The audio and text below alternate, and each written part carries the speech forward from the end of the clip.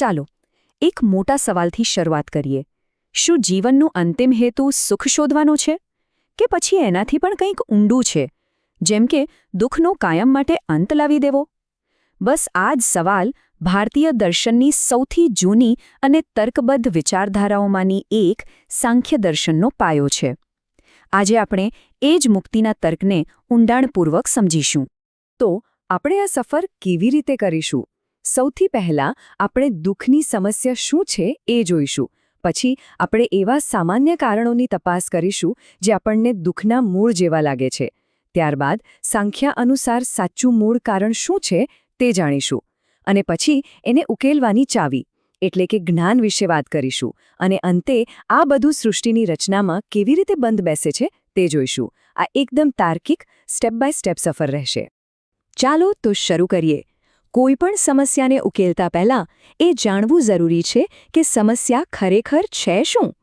અને સાંખ્ય દર્શન આ બાબતમાં ખૂબ જ સ્પષ્ટ છે. તે જે સમસ્યાને હલ કરવા માંગે છે તે માનવ અસ્તિત્વના કેન્દ્રમાં છે. તો પ્રાચીન ઋષિઓએ એક ખૂબ જ મૂળભૂત સવાલથી શરૂઆત કરી. અને આ એ જ સવાલ છે જે આ સમગ્ર દાર્શનિક તપાસને ગતિ આપે છે. આપણા જીવનનો સાચો હેતુ શું છે? આપણે બધા ખરેખર શું મેળવવા માટે પ્રયત્ન કરી રહ્યા છીએ? અને તેમને જે જવાબ આપ્યો એ ખૂબ જ ગહન છે અને કદાચ આપણી ધારણા કરતાં અલગ છે. અંતિમ લક્ષ્ય સુખ કે આનંદની પાછળ ભાગવાનું નથી. ના, એ છે દુઃખનો સંપૂર્ણ અને અંતિમ નાશ, જેને તેઓ દુઃખ કહે છે. આ બહુ મોટો તફાવત છે. વાત સારી વસ્તુઓ ઉમેરવાની નથી, પણ ખરાબ વસ્તુઓને કાયમ માટે દૂર કરવાની છે. અને તેમણે આ બાબતે ઊંડાણપૂર્વક વિચાર્યું હતું. સાંખ્ય દુઃખને 3 મુખ્ય પ્રકારોમાં વહેંચે છે. પહેલું છે આધ્યાત્મિક, જે આપણી અંદરથી આવે છે, આપણા પોતાના શરીર અને મનમાંથી, જેમ કે બીમારી કે ચિંતા. પછી છે આધિભૌતિક, જે બીજા જીવોથી થતું દુઃખ છે, લોકો સાથે ઝઘડા કે પછી કોઈ જાનવરનો હુમલો. અને છેલ્લે આધિદૈવિક, જે આપણા નિયંત્રણ બહારની વસ્તુઓથી થાય છે, જેમ કે પૂર, દુષ્કાળ કે કુદરતી આફતો. કહેવાનો અર્થ એ છે કે તેમણે બધું જ આવરી લીધું છે. લક્ષ્ય આ બધા દુઃખોનો અંત લાવવાનો છે. સારું, તો મિશન સ્પષ્ટ છે, દુઃખનો સંપૂર્ણ નાશ. પણ તેનું કારણ શું છે? અહીંથી સાંખ્યા એક જાસૂસની જેમ કામ કરવાનું શરૂ કરે છે. તે એક પછી એક સામાન્ય શંકાસ્પદોને પકડીને તેમની પૂછપરછ કરે છે. ચાલો, સૌથી પહેલા દેખીતા ઉકેલોથી શરૂઆત કરીએ. જેમ કે જ્યારે આપણને પીડા થાય છે ત્યારે આપણે દવા લઈએ છીએ. જ્યારે અસ્વસ્થતા અનુભવાય ત્યારે આપણે આરામ શોધીએ છીએ. શું આ રોજબરોજના ઉપાયો અંતિમ સમાધાન આપી શકે છે? શું તે પૂરતા છે? સાંખ્યોનો જવાબ છે સ્પષ્ટ ના. જો આ વસ્તુઓ મદદરૂપ છે, ચોક્કસ છે, પણ તે ફક્ત કામચલાઉ રાહત આપે છે. એ તો પાઇપ ઠીક કરવાને બદલે લીકેજ પર પટ્ટી મારવા જેવું છે. તમે લક્ષણનો ઇલાજ કરી રહ્યા છો, મૂળ કારણનો નહીં. એટલે થોડા સમય પછી દુઃખ પાછું આવે જ છે, કારણ કે મૂળ સમસ્યા તો ત્યાં જ છે. ચાલો હવે થોડા ઊંડા ઉતરીએ. ભૌતિક ઉપાયોથી આગળ વધીને અમૂર્ત વિચારો પર જઈએ. સમય વિશે શું, જે સતત બદલાવ અને નાશ લાવે છે?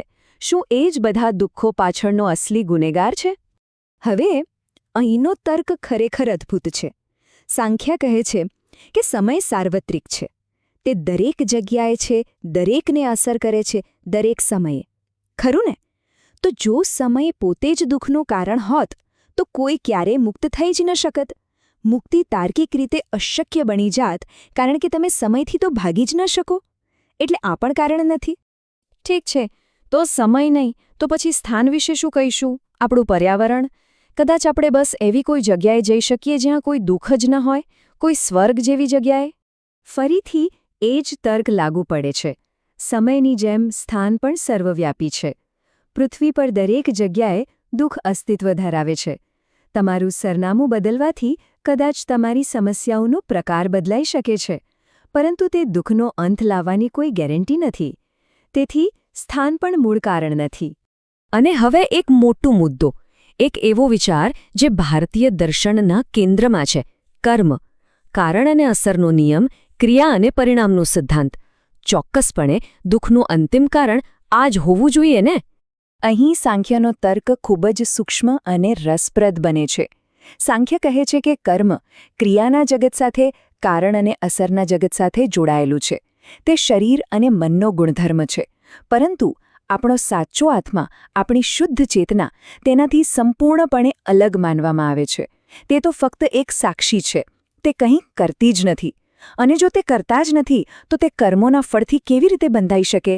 તેથી તાર્કિક રીતે કર્મ પણ મૂળ કારણ ન હોઈ શકે. તો જો દવા નહીં, સમય નહીં, સ્થાન નહીં અને કર્મ પણ નહીં, તો પછી દુઃખનું મૂળ કારણ છે શું? બધા સામાન્ય શંકાસ્પદોને નકારી કાઢ્યા પછી સાંખ્ય હવે આપણને સાચા ગુનેગાર તરફ લઈ જવા તૈયાર છે. અને આ આપણને તેના વિશ્વદર્શનના પાયા સુધી લઈ જાય છે. સાંખ્ય દર્શનના કેન્દ્રમાં એક મૂળભૂત દ્વૈતવાદ છે. બે મુખ્ય સિદ્ધાંતો.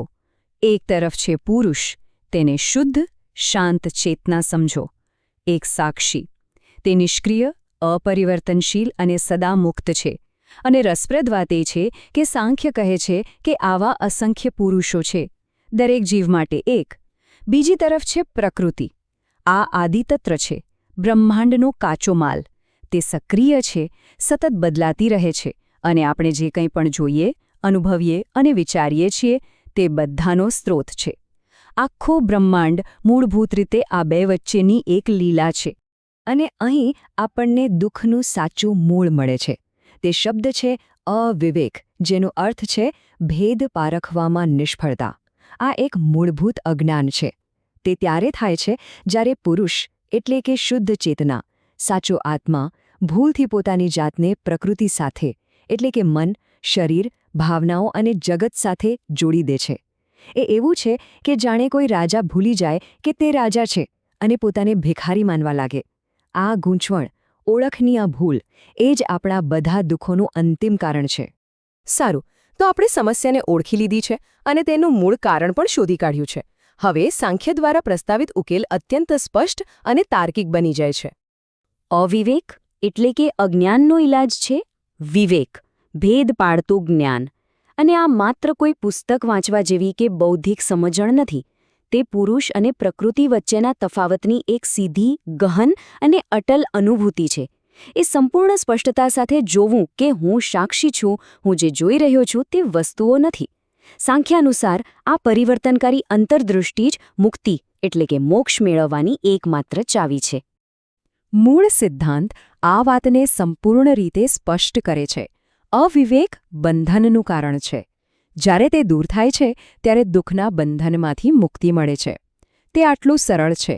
અજ્ઞાન બંધન તરફ દોરી જાય છે, ભેદ જ્ઞાન સ્વતંત્રતા તરફ દોરી જાય છે. આ એક સીધો કારણ અસરનો સંબંધ છે. અને આ કોઈ આધુનિક અર્થઘટન નથી. તે બતાવવા માટે અહીં આ વિચાર તેના મૂળ સ્વરૂપમાં છે. પ્રાચીન સાંખ્ય ગ્રંથોમાંથી લેવાયેલું આ સૂત્ર આ સમગ્ર માર્ગનો દાર્શનિક પાયો છે. આ અંતર્દૃષ્ટિ, અજ્ઞાન અને સ્વતંત્રતા વચ્ચેનો સંબંધ હજારો વર્ષ જૂની છે. આ એ જ પાયો છે જેના પર મુક્તિનો સમગ્ર તર્ક બાંધવામાં આવ્યો છે. તો આપણે મુક્તિનો માર્ગ જોયો, પણ આ બ્રહ્માંડનું શું?